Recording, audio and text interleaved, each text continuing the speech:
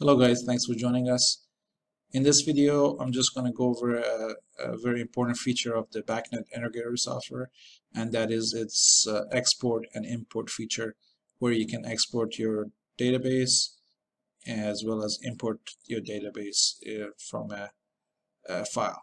Okay, so let's start. I'm going to start the BACnet Integrator software here, and let's create something called a new site. Let's call it site 1. Okay. And for the sake of quickness, I'm just going to create some offline nodes here. Let's say I'm going to create let's say 3 SCC 520s, and let's load a project into the first one. Let's fire up our Catalyst programming tool, and we'll load a simple project into it. Okay, so let me just bring in an existing project. Let's say simple exhaust fan, pretty simple project, couple of pages. Okay, let's save that, and then let's compile it. Now, the node is offline because we're not connected to any nodes right now. So the program is going to compile it, and then it's going to give us a warning that the compile is finished, but I cannot download to any device because the device is not there, and that's fine.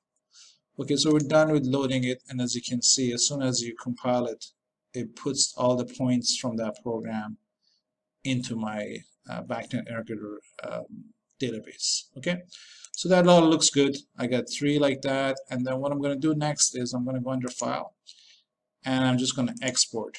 Okay, and let's give the file a name. Let's say we call that job number 1. Job 1. That's the database I'm going to export. I'm going to call it job 1. Okay, so I exported. It's all good. Now let's see if what we can do is we can close this project, site 1. Okay, and then once I click on the open project, I can click on site 1 and actually delete it. Okay, so I've deleted that project now. It's going to finish, as you can see. So I've deleted the project called site 1, and let's just import the file that we just made. So the import box gives you basically a couple of browse options. The location, you can leave it the same, but the import file is where you stored your basically export file. So that was under here, so I'm going to click on it and I'm going to open it. Okay, so it says imported file is this, and then I can give the project its name or an existing name or whatever I want. And in this case, let's call it Square One building, for example.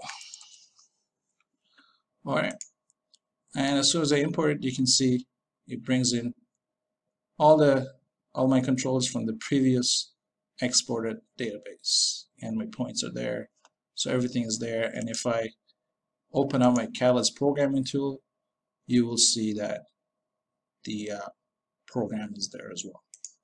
Okay, so this is a quick way of sharing a database that you've done offline with the texts that are going on site, or any scenario where you need to back up the databases that you created. So you would export it and give it a date for that file and just keep it in a safe place, and that's it. Okay, again, very quick video. I'm not going to go into too much detail. Please drop us an email and ask any questions you have. I'll be happy to make more detailed video if you guys like. Okay, thank you.